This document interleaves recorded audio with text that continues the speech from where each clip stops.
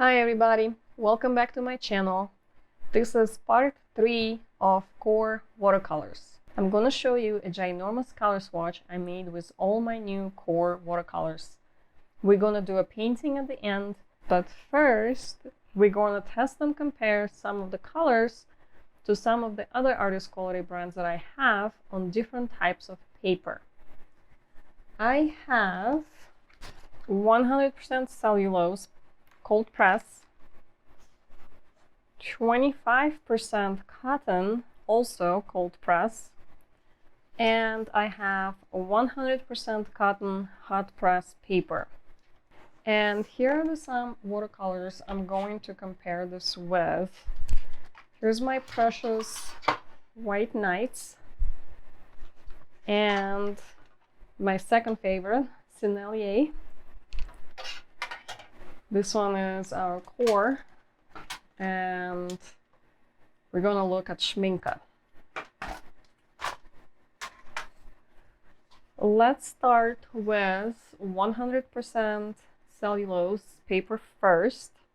And I already kind of mapped out the matches that I wanted to look at. So we're gonna see how they spread comparing to each other, how vibrant they are between artist quality grades paints, and what is the granulation, how do they dry, and do they stay vibrant after they dry on different types of paper, do they bloom, like all of this stuff.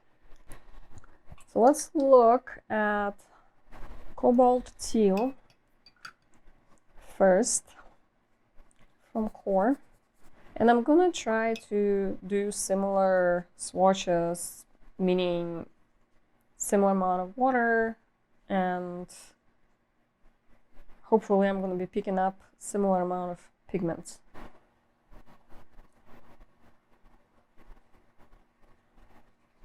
Let's see how our Schmincke Cobalt Turquoise look like. And then the next one we have Sennelier Turquoise Green.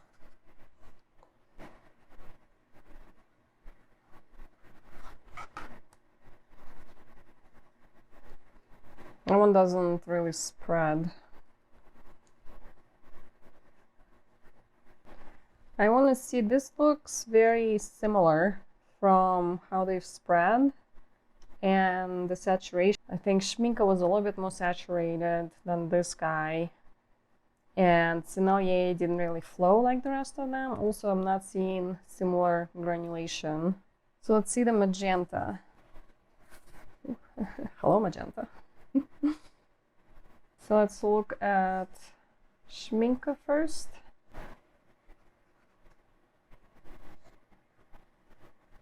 Not as flowy. It's a little bit of a different color too. I think this is a quinacridone magenta. Let's see how White Nights looking. I think this is more of a match too. White Nights doesn't really want to flow. Doesn't look like. Just wants to stay in one place. So the next one, we have the Dioxazine Purple. Saturated. That wants to go everywhere. And we have Sennelier. Doesn't really flow as much. It's a little bit warmer. And then we have the White Nights. So it also doesn't really flow. We'll see how they dry. And Ultramarine. Again, super flowy, super granulating. Let's see on the Sennelier side. This one actually spreads in Sennelier. I think it's also granulating. And let's see what Schmincke looks like. Hello, Schmincke. Where's your... There you go. Not as flowy. I think it's also going to be very granulating. The pigment didn't come off quite as nice as some of the other colors on Schmincke for some reason. We'll check back with this guy to see how this color's dried.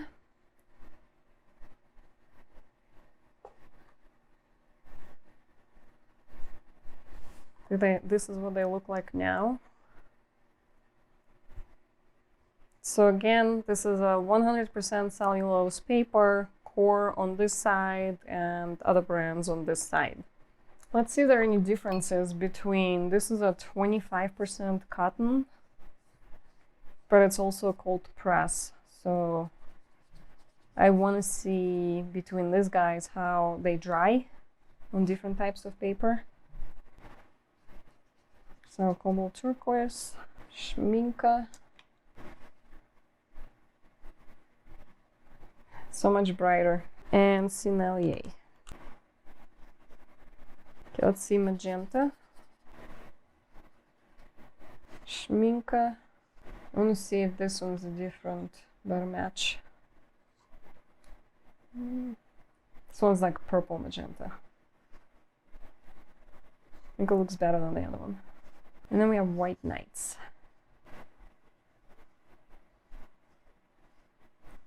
White Nights is very, very, very bright. And we have the Dioxazine Purple.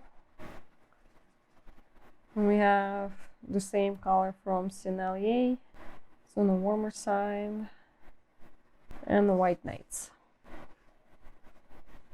This one doesn't feel as pigmented on the White Nights. And Ultramarine. So let's see Sennelier and Schmincke.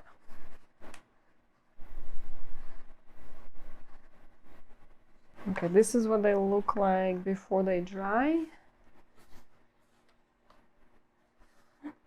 I don't want this to drip everywhere.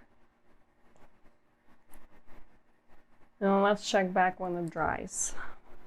Okay, so this one is 100% cotton, and this one is a hot press. Let's start with Cobalt Teal.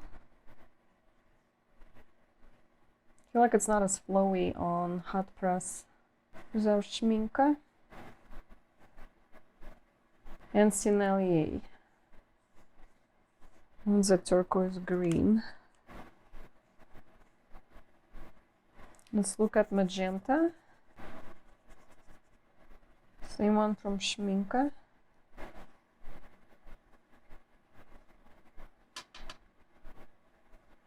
And White Nights. They definitely behave differently on hot press, all the paints. So we have Dioxazine Purple next.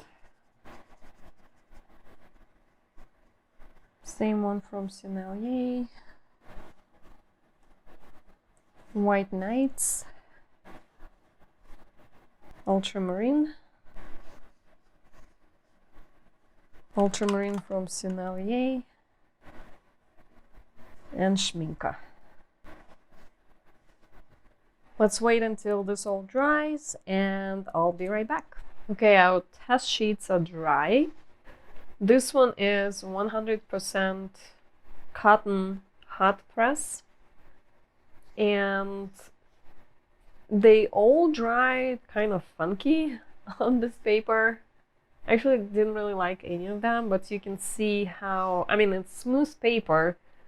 It's supposed to be used if you want to avoid texture, and see how granulation looks like. It's like dots of color kind of deposited. Didn't really granulate, just a little bit where we had more water around. And the other brands did kind of the same thing for granulating colors. They just kind of create those little dots. None of them really like did the same flow like on the other paper. We do have some blooming more on the Qor side than on the other brands, and it lifts fairly okay from here. Some colors are more staining than others, so I couldn't really lift the Dioxazine Purple, but the other brands behaved similar, and they kind of behaved similar in different pigments too, as far as the lifting is going. So I wouldn't recommend using hot press for the Qor watercolors. I think the whole beauty of them flowing everywhere and granulating, that's just getting lost. So what's the point? And this too, this one is 25% cotton, and this one is 100% cellulose. They kind of behave very similar from the granulation perspective, from how the colors lay down. Like it did, the properties on both papers were the same, basically. So I did a little bit of lifting just so you can understand a little bit of the difference between these two papers. So this one is cellulose. Do you see how most of them lifted really, really, really well? Even the purple one. And 25%, you can see, if you can compare just the Qor.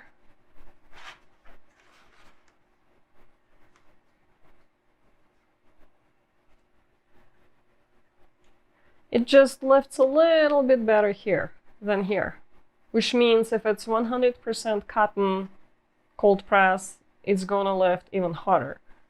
Which means if you're working in layers and you're building up your color, you need to go with the cotton paper, of course, because you're going to be able to add more and more color on top.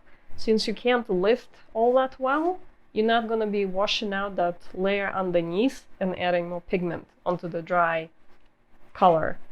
Where on this paper, you're risking dissolving the pigment underneath, and you're not going to be able to do as many layers with cellulose paper. But if you are using this paper more like covering mistakes and I want to smooth out the edges and all that stuff, I'd go with the cellulose. So let's see, I wanted to see if I can mix the skin color for you guys with, with my Ultramarine pink, which I was disappointed about. I thought it was going to be more like Rose of Ultramarine from Daniel Smith. Not even, no. No. It is absolutely no. So I know when I was doing the swatches, I'll show you in a second, it was kind of at this, what I did. If you mix this, let me show you just what it looks like, the color. Like this bright, bright yellow, for example. And this is like nickel azo yellow, something like that. So those bright yellows, you can kind of tone them down with this guy, and it creates this mixes of kind of a like skin looking color. See if I can add a little bit more yellow on this side. So I'm thinking most likely I'll probably use this color in this mixes because, I mean, I looked it up actually. I thought maybe I'm not using this right, but there's no like additional information. It's just not bright enough. I don't know if it's just too, it just seems like, you know, this, like ceruleans get this way. It doesn't give out this bright color. But you can mix the skin tones with the yellows really quick, which I like. So, this is not going to fit. Sorry. I made this huge swatch of all the colors that I have. And in some cases, depending on the color, I would put more of the other color in the mix or more water in the mix to create more of a variation between different sides. But look at this, like overall, if I'm looking at this palette, It's not like super, super, super vibrant or like, you know, super bright. It has more of earthy colors, and I thought it was interesting. Like, look at these greens that we have, this guy and this guy. This one, you can make it a little bit darker, like I made here with several layers. This one, you can really make it darker. This is pretty much how dark this gets. But you can mix. Look at all those greens that we can mix over here and over here. Beautiful. I really like how orange behave with the blues and the greens here too, and made all those browns. There's also really nice browns on this side, and I really like with some of the granulating colors how the mixes came out with this guy. How you see how you can probably see it on this one better. It's like you have this one color underneath, and then you have this completely different color on top in like little spots with that granulation. So I thought that was really cool. You can make some really nice purples, and I thought it was a little bit weak on the red side and like the pinks side. I couldn't make that many mixes there, but yeah. this took hours. This took forever. I've never done one this big. So this is our Qor Watercolors, and let me show you what I made with these guys. About the painting, my bottles start off blank. They're hanging in the air, soaking up magic of northern lights. Each bottle only gets certain color from the lights, designated by the lunar cycle.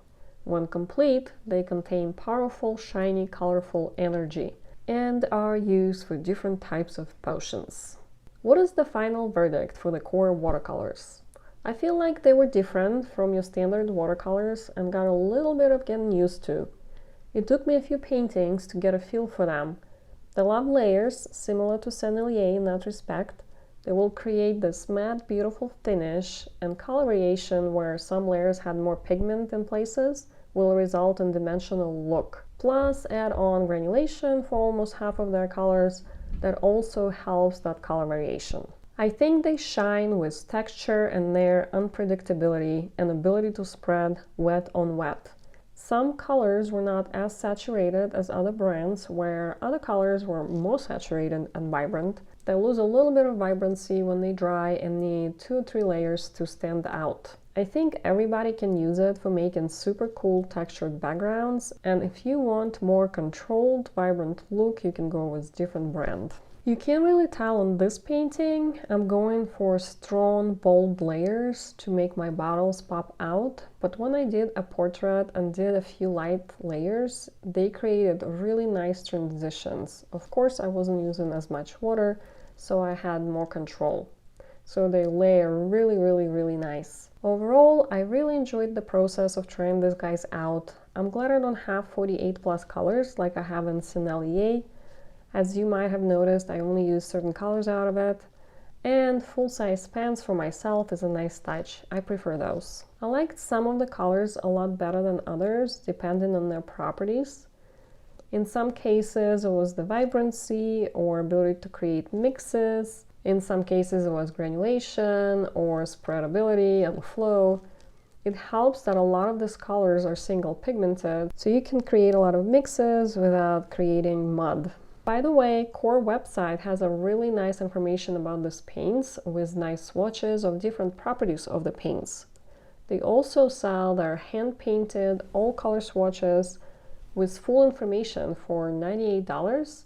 It looks super awesome for those who are lazy. I finished up the painting with Prisma-colored pencils, some different types of pens, glitter-dipped and gum arabic, and some metallic watercolors.